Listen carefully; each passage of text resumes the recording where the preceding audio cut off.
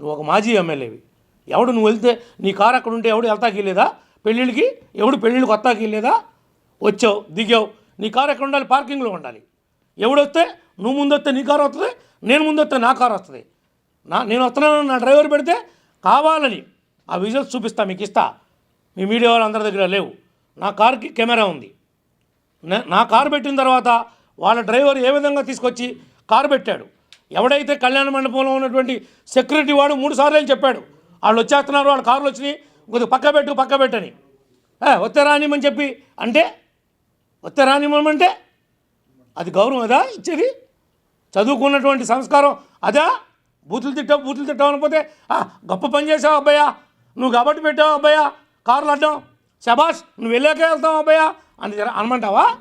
ఏంటి మీ ఉద్దేశం? రాంబాబు సమాధానం చెప్పు. రమ్మంటావా? నీ దగ్గరికి, నీ ఇంటికి రమ్మంటావా? నీ ఆఫీసుకి రమ్మంటావా? వచ్చి చెప్తా.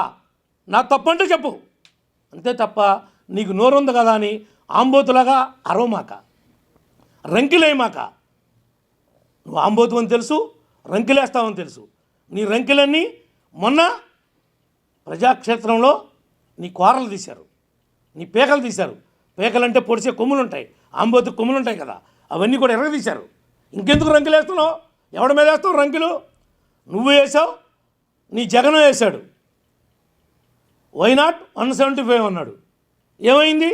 మీ రంకిలన్నీ ఏమైపోయినాయి? ప్రజలు ఏం చేయాలో మీకు ఎక్కడ కాల్చి వాతలు పెట్టాలో అక్కడ పెట్టారు.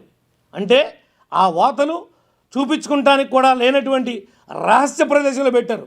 ఆ వాతలు నాకు ఇక్కడ పెట్టారని చెప్పుకుంటానికి కూడా లేదు, అలాంటి వాతలు పెట్టారు. ఇంకా సిగ్గు లేకుండా మాట్లాడుతున్నారేంటి?